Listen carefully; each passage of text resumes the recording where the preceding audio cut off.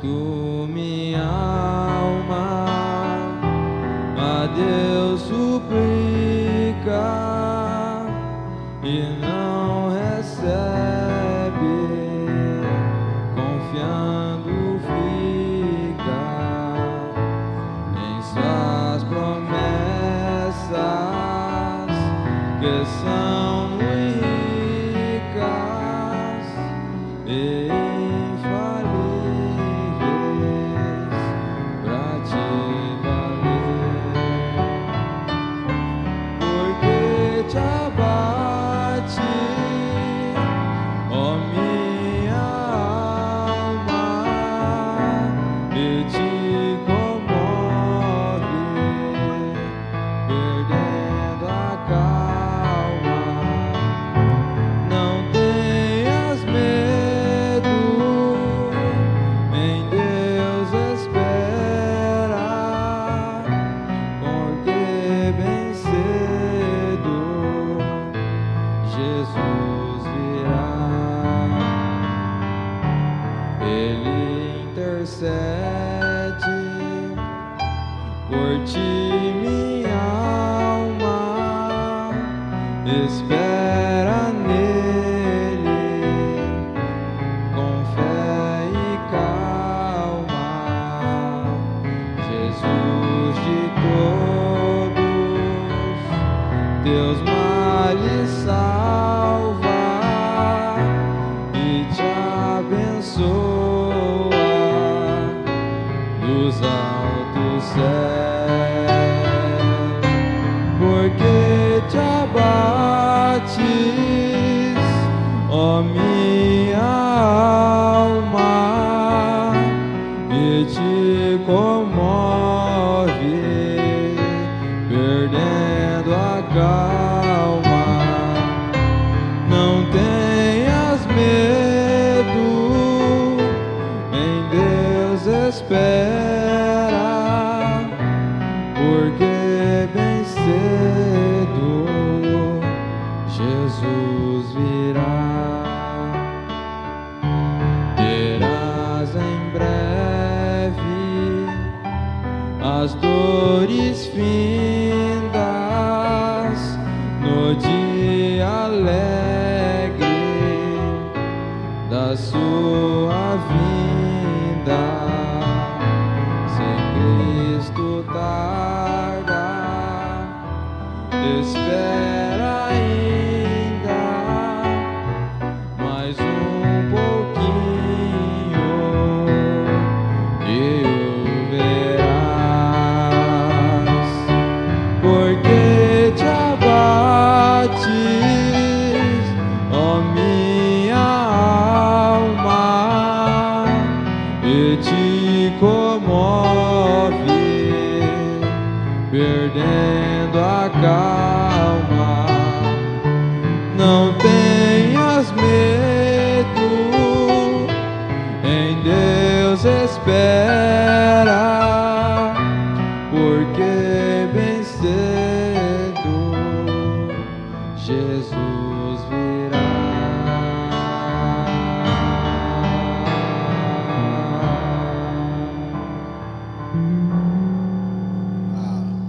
Amém?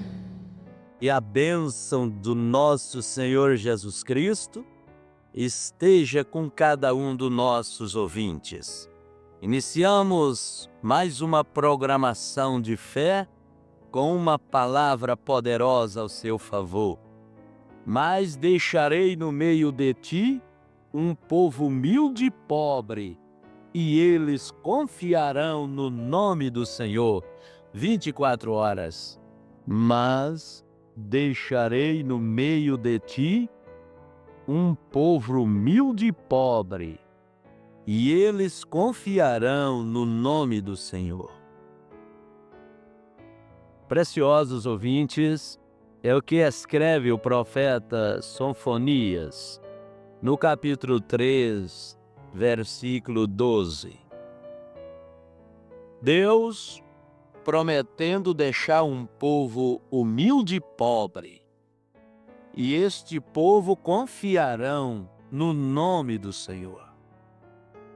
Esse nome é uma torre forte, e quando o justo corre para ele é ajudado.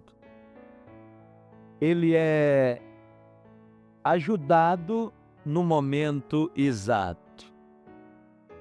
Porque há aqueles que acham que não deve crer neste nome, obedecer este nome, mas o profeta Sofonias deixou a mensagem que Deus lhe ensinou. Temos no livro de Miqueias, no capítulo 7, Miqueias capítulo 7, versículo 19, então nós encontramos o que o profeta diz, que tornará a piedade de nós, subjugar as nossas iniquidades e lançará todos os nossos pecados nas profundezas do mar. Isto é consciência que está perdoado. Deus lançou os nossos pecados, não foi na praia do mar ou na margem, mas Ele lançou nas profundezas do mar. Porque isto quer dizer que eles não nos atormentarão mais e que temos alcançado agora uma boa consciência para podermos dar valor no presente, naquilo que Deus tem nos ensinado. O Salmo 124 diz: o laço quebrou e nós escapamos. Como um pássaro escapa do laço do passarinheiro, assim nós escapamos. Deus sabe como ajudar. O programa de Deus para seus filhos é o programa em que ergue e tira a sua igreja do pecado. Tanto tira a igreja do pecado, como tira o pecado dentro da igreja, que esta é uma obra do Espírito Santo. Há muitas pessoas que saem de uma coisa, mas aquilo ainda não saiu delas. Sempre volta a fazer as mesmas coisas que outrora fazia, porém a obra de Deus é completa. No livro de Oséias, capítulo 11, versículo 4, diz: atrai-os com cordas humanas, com cordas de amor, fui para eles como os que se tiram jugo. Deus nos tirou com cordas de amor. A corda serve para puxar, para tirar. A corda é útil. E Deus tipifica a sua graça aqui, salvadora, como salvando o homem com uma corda de amor. Esta corda, preciosos ouvintes, está sendo estendida até você agora. Até onde você está sem olhar o seu estado, porque nem toda nuvem negra é sinal de desaprovação de Deus. Como nem todas as nuvens esparsas quer dizer chuva. Ou por sinal, as nuvens negras que traz chuvas. Se nesse instante não interessa como estão as nuvens ao seu redor, as lutas e os problemas, Deus tem uma corda para te tirar de qualquer uma dos problemas. A Bíblia diz: operando eu, quem impedirá? Ele é o grande eu sou. É aquele mesmo que fez carne e habitou no nosso meio. E vimos a sua glória como a glória do unigênito do Pai. Nele estava todas as coisas, tudo foi feito por ele. Sem ele, nada do que foi feito se fez. Nós vemos, o profeta desta era perguntou a uma senhora em Chicago, nos Estados Unidos, se ela era uma cristã. E ela respondeu dizendo: eu quero que você saiba que eu acendo vela toda noite. A pergunta não foi a respeito. Eles não têm nem noção do que é ser um cristão. Eles não perguntam se você é um cristão. E a pergunta é qual a igreja que você pertence. A identidade é a igreja, não é a palavra de Deus. A igreja é o que se identificam. Mas você é uma cristã? Você é um cristão? As obras de Cristo estão em você? Pois bem, nós vemos aqui na segunda carta, escrita à igreja de Esmirna, no livro de Apocalipse. Quando iniciava na primeira era da igreja de Efésios, Apocalipse 2, versículo 6, as obras dos nicolaítas.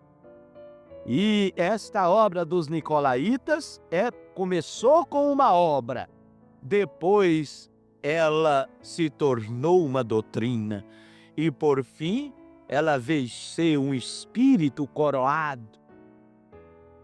E é justamente isto que vai levar o Concílio Mundial de Igreja. Estas obras dos nicolaítas, mostrada aqui pelo Espírito Santo na primeira carta da igreja, a igreja de Efésio, ela continua. Foi quando então começou os delícias da palavra de Deus, começou as mudanças do batismos, porque nós vemos aqui na terceira carta, no capítulo 2, versículo 13, diz: e eu sei as tuas obras, e aonde habita, e que aonde está o trono de Satanás, e retém o meu nome. Isso está na terceira carta da igreja, que a durou do ano 606 ao ano, ou melhor dizendo, do ano 312 ao ano 606. Ali começou as mudanças, porque a palavra Pérgamo quer dizer casamento. Foi quando a igreja casou com o Estado. Então ali eles reteve o nome do Senhor. E Deus, escrevendo a carta ao anjo daquela igreja, que foi Columba, então nós vemos que isso ficou destacado. Apocalipse 2, versículo 13. Tenho, porém, contra ti que retens o meu nome. Então começaram a usar as palavras para batismo, Pai, Filho e Espírito Santo, e não o batismo como está nos livros dos Atos e nas cartas de São Paulo. O nome não foi invocado, foi invocado os títulos, remedando assim uma ordem que Jesus deu em Mateus capítulo 28, versículo 19. Então, preciosos ouvintes, voltando à primeira carta do Apocalipse, no capítulo 2, versículo 6, começou ali a obra dos nicolaítas. E nós sabemos que um pouco de fermento leveda toda a massa. Então, aquele espírito foi coroado. Formaram-se grupos e se afastaram dos modelos da santa palavra de Deus. E começou então o desvario doutrinário para chegar ao ponto em que nós vemos hoje. Estas obras dos nicolaítas foi denunciado pelo Espírito Santo quando escreveu a João ali na ilha de Patmos, quando ele estava naquela ilha de isolamento. Era ali onde eles confinavam aquelas pessoas que eram indesejáveis à sociedade. Mas quando eles colocaram João, o Filho de Deus, ali no Apocalipse, precisamente do ano 95 ao ano 97, durante esses 2 anos, quando ele recebeu a revelação do Apocalipse, Deus estava mostrando para seus servos as grandes revelações, aquilo que ia acontecer, como acontece aqui com a igreja de Esmirna. Esmirna quer dizer amargura, E nós vemos aqui quando diz a partir do versículo 9: eu sei as tuas obras, e a tribulação e a tua pobreza, mas tu és rico, e blasfemas do que se diz judeu, e não são, mas eram sinagogas de Satanás. Quando esse espírito do nicolaítismo entrou na primeira era da igreja, esse espírito começou a operar. E aqui diz no versículo 9, que blasfema dos que se diz judeus e não são. Quando eles foram postos a provas, eles revelaram que eram incrédulos para a palavra e que eles não criam de maneira alguma naquela palavra origem, a palavra verdadeira de Deus. Então, versículo 10, nada temos das coisas que hão de padecer, e eis que o diabo lançará alguns de vós na prisão. Aquela igreja, Deus estava animando aquela igreja, porque do que eles iriam passar, daquilo que viriam de encontros, porque Deus sabia daquele espírito de nicolaíta que não ia morrer, ele iria ser coroado e eles iriam tirar a verdadeira fé no Deus vivo para uma suposta trindade, para uma trindade em que aí tirava então o verdadeiro sentido da adoração. Isto começou na era de Pérgamo, casamento, quando a igreja se desviou, se desvirtuou, saindo daqueles princípios em que Deus o edificara sobre o fundamento dos apóstolos e dos profetas, no qual Jesus Cristo é a principal pedra da esquina. Efésios capítulo 2, versículo 20. Não há outro fundamento, o fundamento é Cristo, e Ele é o que era, o que é e o que há de vir. Agora aqui, nós vemos na terceira era da igreja: tenho, porém, contra ti que retens o meu nome. Ali começou as mudanças, ali começou um sacramento, ali começou surgir outras ideias, porque o espírito do nicolaíta estava ali dentro, ungindo para fazer aquela barbúrdia religiosa. O Espírito diz: ó igreja de Esmirna, vocês terão a tribulação na verdade. Esse foi o ano 306 a 312. Nada temos as coisas que hão de padecer. E eis que o diabo lançará alguns de vós na prisão, para que sejais tentado e tereis uma tribulação de 10 dias. Esses 10 dias compreende o ano 302 ao ano 312 desta era. Ali foi aonde Deus disse para eles: ser fiel até a morte e dar-te-ei a coroa da vida. Aqueles cristãos, eles iam passar a tribulação como em verdade passaram. E eles tinham que estar encorajados para sofrer um prazer pelo nome do nosso Senhor Jesus Cristo. Pois em Mateus capítulo 24, versículo 9 está escrito: e odiados de todos sereis por causa do meu nome. E esses cristãos sabiam o que era sofrer, eles sabiam o que era sofrimento por este nome. Eles estavam cientes daquilo que eles tinham que passar. O Espírito Santo ajudou eles em suas fraquezas, porque levantaria esta obra dos nicolaítas para fazer justamente, desfazerem, para que tivessem os mandamentos de Deus como se não tivessem, mas ser fiel até a morte. Não era até próximo da morte. Aqueles cristãos da era de Esmirna, eles sofreram, na verdade, amarguras, e eles teriam que ter suas vidas não como preciosas, para que, de alguma maneira, eles pudessem chegar a uma ressurreição, como está em Hebreus capítulo 11, a galeria dos heróis da fé.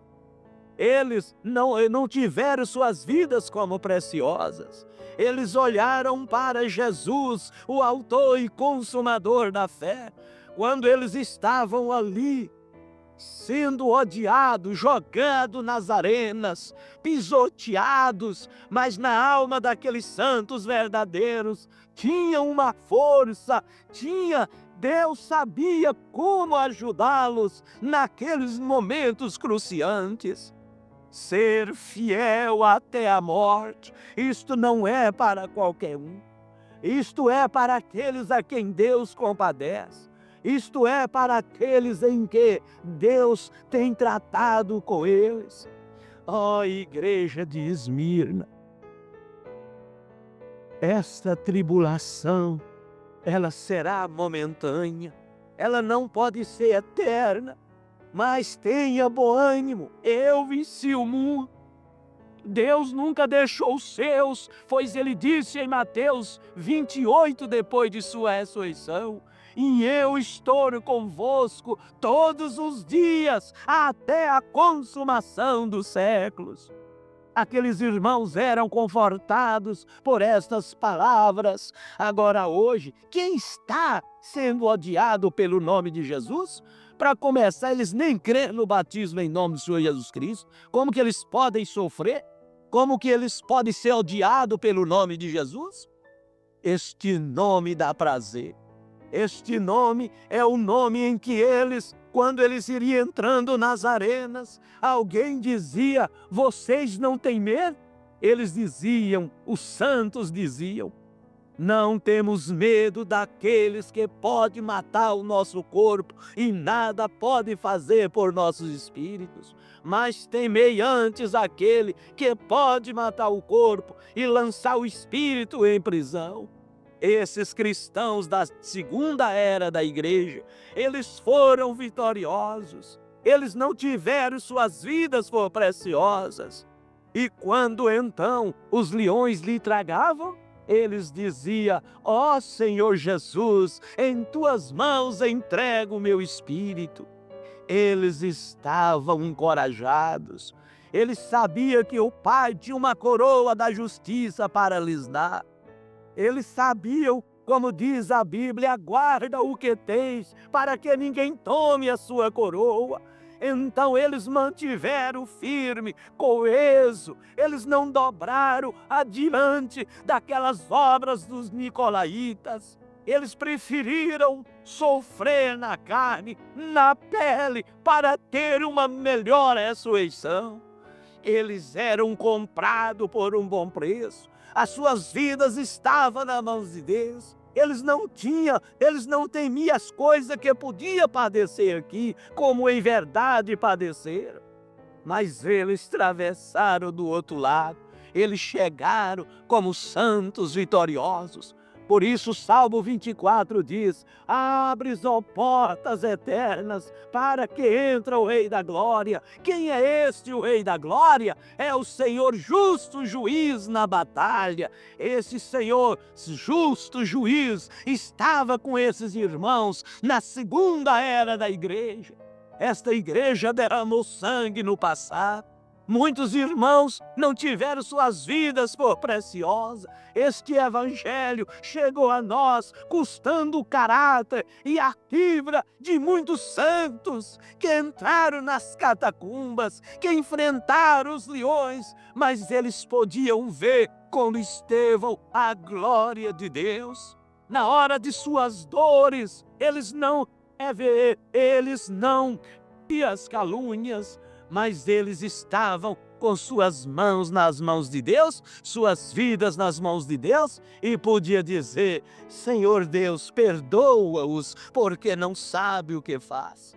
Quando arrancaram as barbas de Jesus em molhos, Jesus não arrancou a deles em revide. Não, Pai, perdoa-os. Esse Espírito Santo que encoraja o homem a ser fiel até a morte e dar-te-ei a coroa da vida, ele é presente ainda hoje. Ele é presente nesta última era, a era da igreja de Laodiceia. Esse Espírito Santo, ele é a força, ele é o alimento para o viajor, ele é o que era e o que é e o que há de vir. Como, ainda que a figueira não brote e não haja pasto nos currais, todavia eu me alegrarei no Senhor, o meu Deus me ajudará, disse Abacuque na sua oração, Abacuques capítulo 3. E preciosos ouvintes, esses irmãos da segunda era da igreja, pode mostrar para nós uma fé maravilhosa, a fé perfeita, a fé que vence o mundo, a fé no Filho de Deus, a fé que vence o mundo. Ó Deus bendito, Deus de poder, agora nesse instante, Senhor, eu oro pelos nossos ouvintes, que esta mensagem venha ajudá-los e abençoá-los de uma maneira especial. Abençoa esta mãe, esta moça, Senhor, em nome de Jesus Cristo, eu rogo.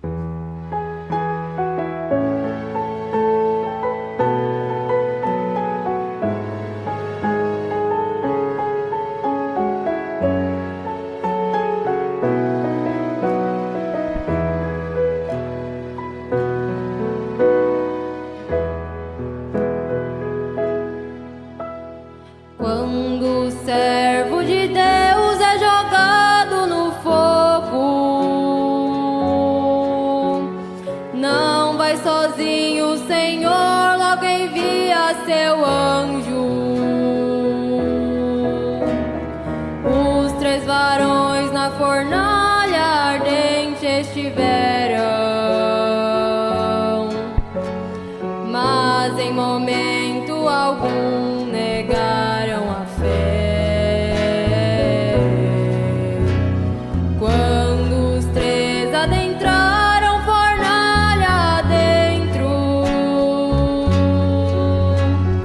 viu-se que o 4º homem com eles estava,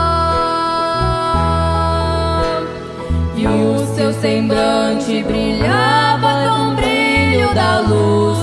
O 4º homem chegou com a vitória, fornalha não queima quem serve a Jesus.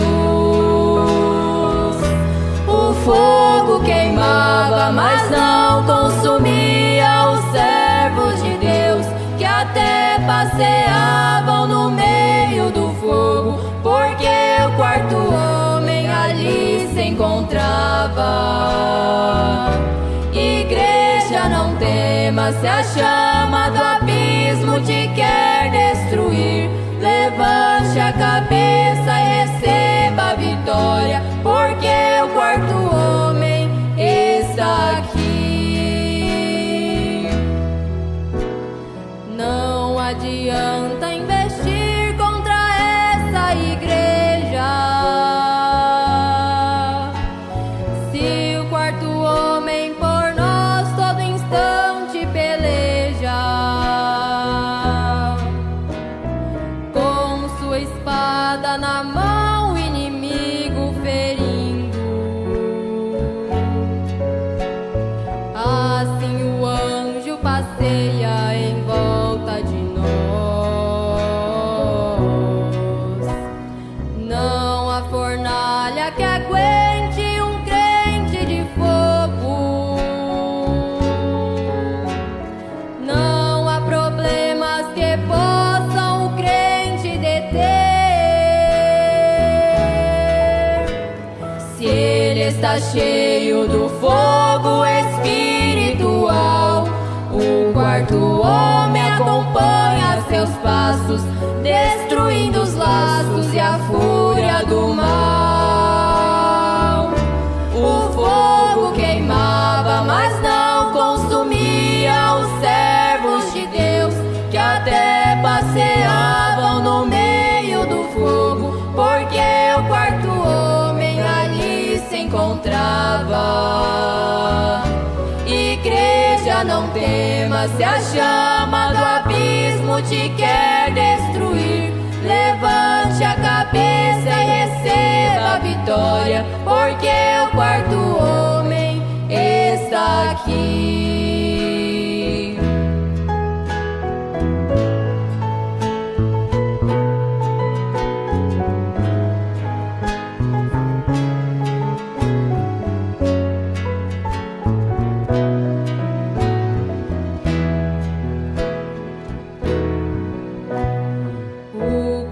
homem está aqui, vai fazer maravilhas. Coisas grandiosas, prodígios vão acontecer. Este é o momento oportuno para quem está triste. Comece agora a glória de Deus receber. Sinta de perto o Senhor alegrando a igreja. Onde Ele chega, a tristeza terá que sair. Dê glória a Deus, aleluia, derrame seu pranto, serás batizado do Espírito Santo. Quem fica pedindo, Ele vai revestir. O fogo queimava, mas não consumia os servos de Deus, que até passeavam no meio do fogo, porque o quarto homem ali se encontrava. Igreja, não temas, se a chama do abismo te quer destruir, levante a cabeça e receba a vitória, porque